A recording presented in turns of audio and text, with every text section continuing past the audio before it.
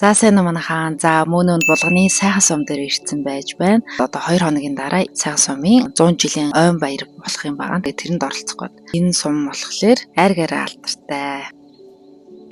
За тэгээ одоо бороо орох гэдэг учраас бороо орохоос өмнө Baby Monster хамтлагийн талаар бичлэг хүргэе гэж би бодсон.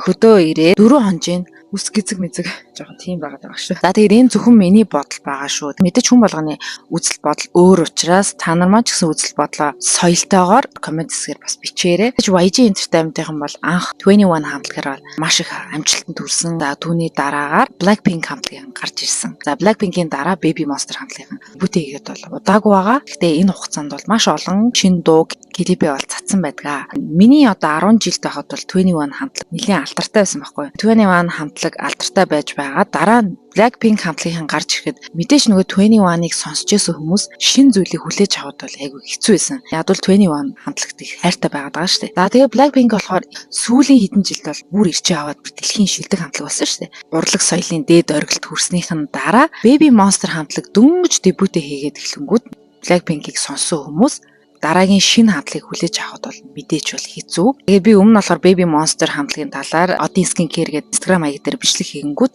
дараагийн Blackpink гэж байхгүй гэх мэтчлэн тийм сөрөг комментуудаас орж ирсэн л дээ. Тэгэхээр шинэ зүйлийг фэнүүд нь хүлээж авахгүй байгаа учраас Baby Monster-ыг бол одоо амжилт карьер нь шууд дээшээ өсгөх нь бол мэдээж бага. Яагад бол Blackpink бол дэлхийд зөвшөөрөх хамтлаг байхгүй.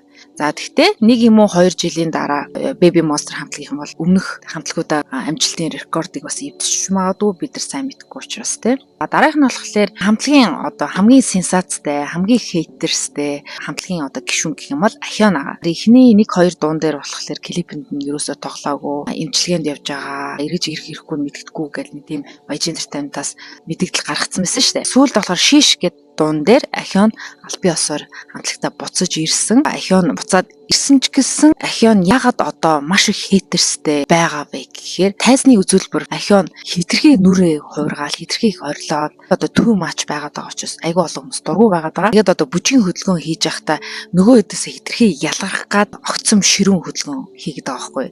Тэгээ энийг би юу гэж бодсон бэ гэхээр магадгүй YG Entertainment-ийн тийм тэмцээн зохион байгуулсан учраас тэрний яг тэр суурь нь Ахионы нэг тийм тэмцэгч гэдэг юм уу те тэмцээнд өрсөлдөж байгаа тэр мэдрэмжээ хамтлагт орцсон хэрнээ тэр сурцсан зүйлээ хайж чадахгүй бусдаасаа ялгах гад бусдаасаа илүү байх гад хичээсэн болоо гэж би бодсон. Ахионы before бичлэгийг тавиад одоо байгаа Ахионы бичлэгийг үзсэн чинь маш том ялгаа гарсан. Ахион болохоор өмнө нь ингээд хурц хөдөлгөөн хийгээл хитрхи ингээд хичээгээл одоо хичээнгүү зан чанар чармаалт ихтэй байж ийснаа одоо болохоор яасан бэхээр хитрхи хейтерстэй өөрлөө шүүмжлэл их орж ирээд мэдээж тэр чинь жоохон охин учраас маш олон хүмүүс ингээд өөрлөө дайраад хараас хэцүү шттэ сэтгэл санаанд нь ч гэсэн хэрвээ ингээд эмзэг хүн байх юм бол маш эмзэгээр хүлээж авна. Одоо Ахион дуулж бүжиглэхдээ маш гуйнигтай ямар нэг тийм реакц центр байхгүй нүдэнд нь айгуу тийм гунигтай харагдаад байгаа хгүй. Тэгээд бүжиг бүжиглэхдээ нэг тийм урамгүй дуулахтаа ч гэсэн ингээд сэтгэлийн хөдлөл нь бүр өмнөхөөсөө бүр эрс буурсан юм шиг надад санагдсан. Ахион болохоор яач үзэн ядалт бол их авч байгаа. Baby Monster хамтлагийнхан ялангуяа дебют хийхээс өмнө Ахион Чикото хоёр хамгийн best friend-үүдээс нэг та нар мэдчихэж байгаа. Өмнөх одоо тэр шалгаруулалтын үеэр ч гэсэн хоорондоо бүр маш дотно reel бичлэг хийсэн ч гэсэн дандаа хамтдаа бүжгэлдэг байсан. Тэр хоёр хамтлаг донд хамгийн дотно байсныг та нар мэдчихэж байгаа. Хамтлагт ингээд эмхтэй хүмүүс нэг дор олуулаа байхад бол ам зөрөлдөг ч гэдэг юм нэгэндээ гомдож туних тийм асуудал байдаг. Би Instagram, TikTok дээр нэг тийм бичлэг харсан л да. Тэрэн дээр яасан бэхээр Ахион Чикото хоёр дебют хийхээс өмнө ийм харилцаатай байсан гэд бичлэг байж байгаа. Тэнгүүдээ дебют хийснээс хойш өнгөд хоорондоо ингээд маргалтцсан юм уу яацын нэгэндээ ингээд айгу муухан хараад нэгэнтэй ерөөсө харилцаа үүсэхгүй тийм бичлэгүүд бас би яваад байсан.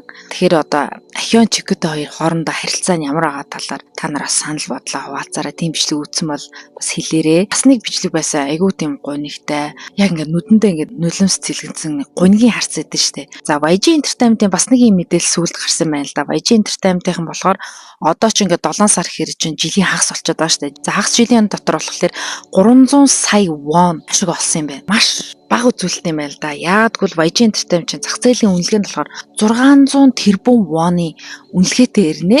Аль үжиний ингээд жилийн тал нь өнгөрчөөд тахад 300 сая вон олно гэдэг бол маш бага үр дүн баггүй. Ийм мэдээлэл гарсны дараа бас нэг ямар мэдээлэл гарсан байсан бэ гэхээр Blackpink хамтлагийн YG Entertainment-ийг нуруунд дээр үүрж авч явдаг гэсэн юм байна. Одоо Blackpink-ийн ингээд завсарлага авчингууд YG Entertainment-ийн ингээд шалтаа бууж яана. YG Entertainment доор ч ингээд зөндөө олон бие даасан хамтлагууд бас байгаад байгаа шүү дээ. Тэр хамтлагууд нь яасан бэ?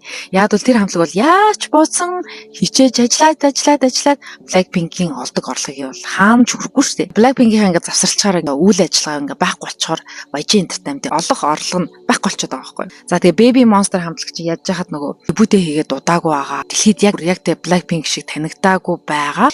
Baby Monster хамтлагийн яагаад Blackpink хамтлаг шиг ингэж тэгээ бүүн бас хийхгүй байгаа юм болоо гэд би бас анализ хийгээд бодоод үзлээ. Зүгээр энэ миний бодол шүү. Тэгээ бодоод үзсэн чинь магадгүй хамтлагийн гишүүдийн тоон хитрхи их байгаад байгаа юм болоо гэж би бодсон. Blackpink-ийн ч болоо 4 гишүүнтэй учраас яг 4 хүн дээр анхаарал төвлөрөхөд бол шал өөр. 7 гишүүн дээр чинь ингээд анхаарал сарнина яг одоо ингээд фэн бейс үүсгэхэд айгу тийм хэцүү гэх юм уу. За хэрвээ надаас Baby Monster хамтлагийг Blackpink шиг 4 гишүүнтэй болгох гэх юм бол би хин хиний яг тэр 7 гишүүнээс ингэж шилж авах байсан бэ гэхээр за нэгт бол Chiketa. Chiketa болохоор нэгт Таиланд, хоёрт болохоор мэдээж хөөхөн, авьяаслаг, хөөхөн аашсан чанартай штэ. Яалч үтэй visual царайгаараач тэр би бол Chiketag бол оролцуулна. За хоёрт болохоор за мэдээж бол Ахион хичнээн ингээ хейтерс ихтэй байгаад байгаа ч гэсэн ялч үнэхээр хөөх охин байхгүй. Авьяастай, гой дуулдаг, гой бүжгэлдэг, дүр төрх visual-ийн хувьд ч гэсэн үнэхээр хөөхөн. За дараагийнх нь болохоор Paritag оруулах байсан. Baby Monster хамтлаг дундаа бас хамгийн их таалагддаг гишүүдийн нэг байхгүй. Би Paritag оруулж байна. Дараа нь болохоор би Ruka-г оруулна. За Ruka болохоор мэдээж тэр хамтлаг дунд бол